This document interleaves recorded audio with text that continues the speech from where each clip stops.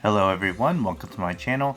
In this video I'll be talking about one of my favorite decks in OP02, the blue Donquixote Doflamingo deck. I never really had an opportunity to play much of Dofi in the first set, but I was interested in trying it out for set 2 after a couple of friends convinced me it was too low on my OP02 tier list. I tried it out on the OPTCG sim and found that I actually really enjoy playing this deck, so I bought some Treasure Cup Jinbeis and built the deck to play in real life. Do I think it's tier 1? No, I truly don't, but I do think that it is much more competitive than I thought, and it has a lot of positive matchups against some of the more popular decks in the current meta, so it's definitely up there. After much playtesting and collaboration, I came up with this list that I find to be really consistent, so I'll jump into that and explain the cards that make this deck work and the reasons behind some of my ratios. First off, I have the leader Donquixote Doflamingo, which has the ability Dawn times 2 when attacking. You may rest one Dawn and look at the top card of your deck. If that card is a 7 Warlords of the Sea type character with a cost of 4 or less, you may play that card rested.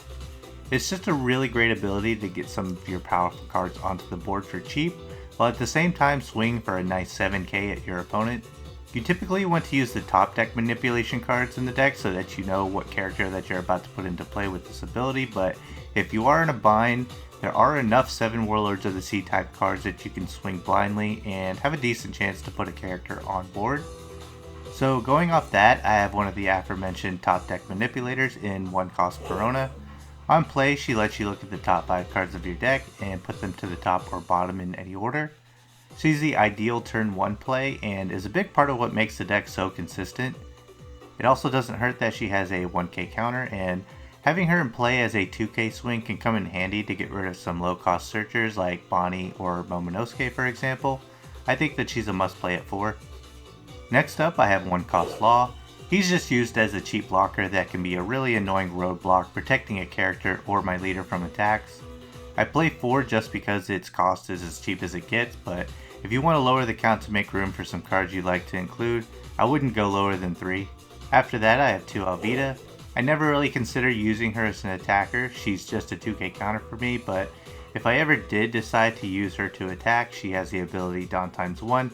When attacking, you may trash a card from hand to bounce a 3 cost and play it to the owner's hand. I could see that being useful, but like I said, she's just a 2k counter for me. And she's also not a 7 Warlords of the Sea type character card, so I can't play her off of leader ability. Next up is the 3 cost blocker Donquixote Doflamingo himself. He's a great blocker with a 4k power stat line, allowing him to avoid getting popped by popular removal cards for red such as Nico Robin, Edward Newgate, and Vista without something like an Otama to lower his power. On top of that, he also has the same ability as Perona to look at the top 5 and put them at the top or the bottom of the deck in any order. This can be played off of the leader ability as well, so imagine swinging 7 with leader and resting a Dawn to play this card on board and immediately using this ability. It's a mandatory 4 of in my opinion to further add to the deck's consistency. Now it's time to get into the meat of the deck and go over the 4 cost Warlords. First, there's Draco Mihawk, who is mostly used as a 2k counter, but is also a very threatening attacker on board with his ability Dawn times 1 when attacking, draw 2 cards, and trash 2 cards from hand. This attack allows me to cycle through the deck to get to the cards I need, so he becomes a big target when he's on the board. I max him out at 4 for the counter power alone. Next, there's Boa Hancock, who is another blocker in the deck with a nice stat line for cost 5k, and a very versatile ability Dawn times 1 when attacking or on block. Draw 1 card if there are 5 or less cards in hand. Drawing cards is great in any TCG, and being able to do so on offense or defense makes this a phenomenal card for the deck. Definitely a 4 of for me. After that I have Gecko Moria from the starter deck, another 4 cost 5k with an on-play ability to add a 7 Warlords of the Sea or Thriller Bark Pirates type card with a cost of 4 or less from trash to hand. Amazing card to get back useful resources like a blocker or a counter, and probably my favorite card in the deck. I just love having the ability to search my entire trash and choosing a card I need for my specific situation, and he's one of the better cards to play with leader effect to activate the on-play ability right away. The other Gecko Moria is the first card from the second set Paramount War that I have included in the deck. It's just a 4 cost 6k vanilla with 1000 counter, but This card is actually huge for the consistency of the deck. The Dofi decks from set 1 ran the Kuma Pacifista combo in order to get a 6k body on board, but this card allows you to do that and save some space for other cards in the deck since you have to dedicate less space. The Pacifista actually wasn't a 7 Warlords of the Sea type character card, so you couldn't put him into play from leader effect, but this Gecko Moria is, so you can. I run 4 of this card because it's just great offense that you can put down as early as turn 2. Marshal D Teach is a 4 cost 4k power with an on-play ability that lets you bounce a character with a cost of 3 or less back to the owner's hand.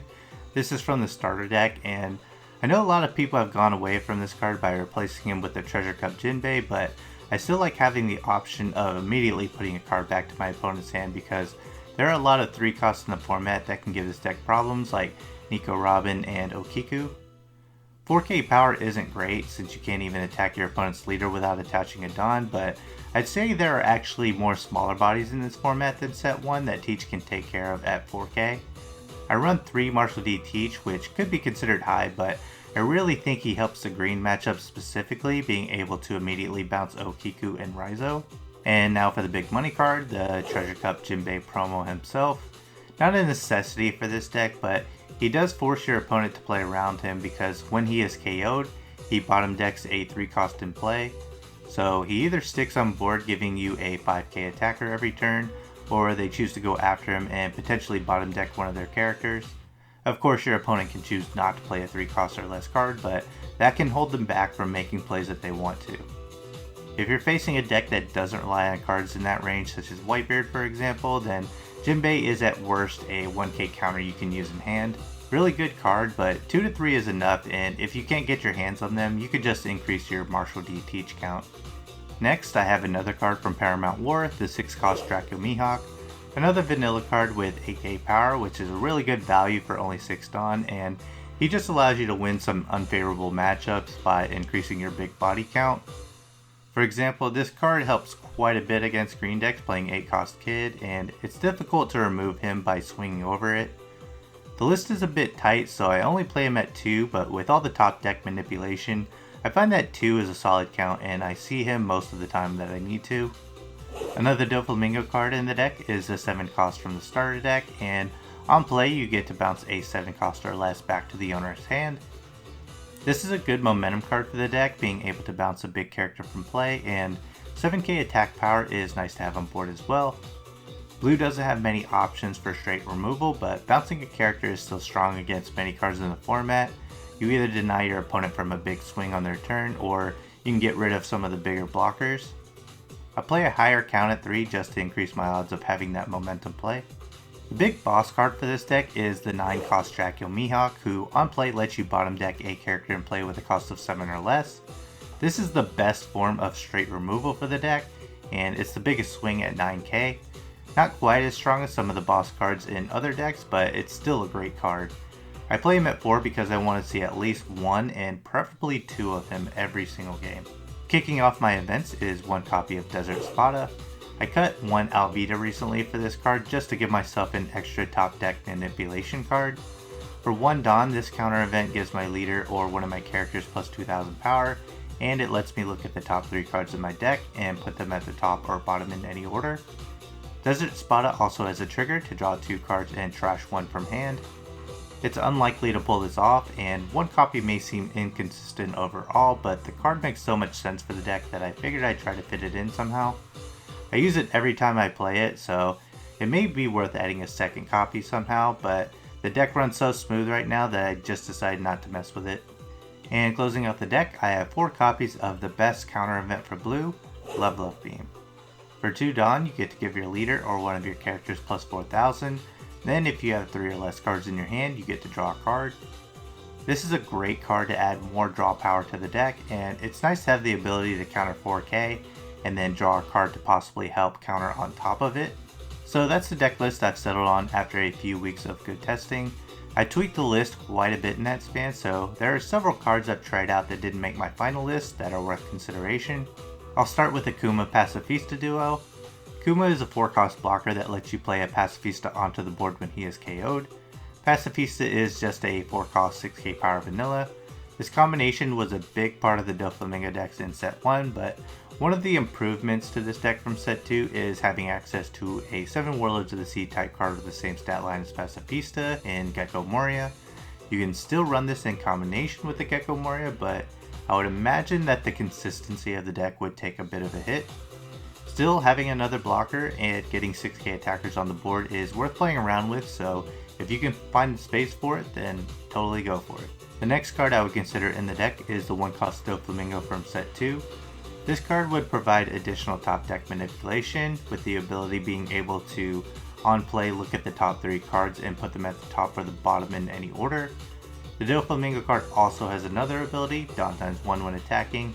You may trash a card from your hand and bottom deck one of your opponent's 1-cost or less characters in play, so good to get rid of attackers in Zoro or 1-cost blockers. And I did try this out, but I found that other cards are just more impactful. The low stat line and lack of counter on this card, on top of the cost for an ability that is really just matchup dependent, it just didn't seem worth including. I honestly find the 4 Perona, 4 3-cost Dofi, and 1 copy of Desert Spada to be enough top deck manipulation, so I just decided to cut this card after some testing. The last cards I'll mention are some cards that would provide additional bounce or bot deck effects. The 4-cost 2k power Jinbei from set 1 allows you to bottom deck a 3-cost or less character on play. It's a phenomenal card when activated as a trigger since you can put him directly into play. Unfortunately though, there are some glaring drawbacks with this card. First off, he doesn't count as a 7 Warlords of the Sea type character for whatever reason, and secondly, he only provides 2k attack power as a 4-cost. I think his true value is hitting him off of triggers since you can't play him with leader effect, and in order to consistently hit that trigger, you need to play a decent count, so it's just not a card that I can find enough room for. Overheat is a counter event that can bounce a 3-cost character back to the owner's hand while providing plus 4k to your leader or one of your characters. I could definitely see a version of this deck more committed to board control rather than draw, so it's a great option if that's how you want to play the deck. Personally, I don't find the need for this card because I believe my counts of 4-cost Marshall D. Teach and the 7-cost Dofi are higher than most, and I believe that makes up for excluding this card. Doflamingo has a lot of cards to work with, but the cards I chose for this segment I think bring specific needs that could fit other playstyles or preferences. Now for some quick tips before I get into the matchups. I would say that you should definitely get some practice in with this deck because it's very involved. I've seen a lot of people put their cards in the wrong order when placing them back on top. For example, if you plan to use a Love Beam or block with Boa Hancock to draw a card, make sure that you put the card you want to play off Dofi's ability in the right spot. Forgetting that you plan to draw a card and then not being able to play the card you want off leader ability is a common mistake I see with inexperienced players playing Dofi. Also, don't hesitate to throw cards to the bottom of the deck because certain matchups you'll need to see certain cards, so if what you need isn't in the top 5 or 3, then just send them to the bottom. My last quick tip is to attack with blockers if you're in a good position. I've seen some people sit behind blockers when your opponent only has 1 swing and no rush cards, and I think that that's a mistake. Doflamingo needs all the offense it can get, so just don't be afraid to get a little aggressive with your blockers and attack with them. In my opinion, attacking with blockers is underrated in the One Piece card game. Now for the matchups.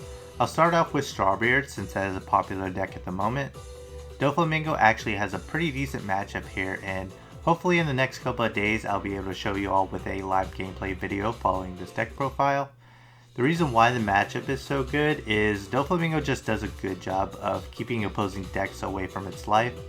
Rested cards become targets that you can counter out to protect, and the deck plays so many low cost blockers to either defend your board or protect your life. Since Whitebeard is on a timer taking its own life every turn, you can have a good amount of life left and just continue to launch big swings into leader for game. The cards you'll want to play other than your blockers are cards over 6k attack power, so that you'll be able to swing into their leader or 4-cost 6k power characters without Dawn allocation. It's also important that a lot of blockers in this deck, such as Doflamingo and Boa Hancock, are just too high in attack power for 9-cost Edward Newgate, Vista, or Nico Robin to remove from play since they remove 3k powers. One last note on why I find this matchup to be favorable is the leader ability just encourages you to swing at least 7k, so it's just naturally swinging big to play characters at value, and it forces a lot of counters out of their hand.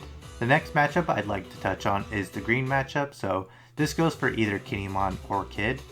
Green is just tough because their power cards are 8 cost, so they're just out of range of the 7 cost Doflamingo bounce effect or the 9 cost Mihawk spot deck effect. The typical strategy is to outgrind them since you both play a lot of blockers and just play as many big bodies out there as possible. Green has tap down and removal as well, so it's almost like green was just meant to take down blue, but if you can outbody them and protect them, you can definitely take some matches against green. Get some good value out of your bounce and bot deck effects, and use leader to keep putting down big bodies while swinging 7k. Green doesn't have great counter power, so they can be overwhelmed by Doflamingo sometimes. So that concludes my deck profile on the blue Donquixote Doflamingo deck. Dofi is one of my favorite characters in the series, and that just adds to the fun of playing this deck. It plays so differently from all the other decks as well, so I definitely think that a lot of people would genuinely just enjoy playing this deck. It's also really strong, definitely a deck I overlooked, and with so many Strawbeards running around, now is probably the best time to play it. The Kittymon matchup can be a little tough, but I definitely think that it's beatable. I think it can win some local tournaments for sure, and possibly top a large event since it is consistent enough to get you through 9 rounds. Like I said earlier, hopefully I'll have the live gameplay video out in the next couple of days to showcase its strength, but yeah, I hope you all enjoyed my take on the Doflamingo deck, and if you did, give this video a like. Consider subscribing for more One Piece card game content, and I'll see you all in the next one.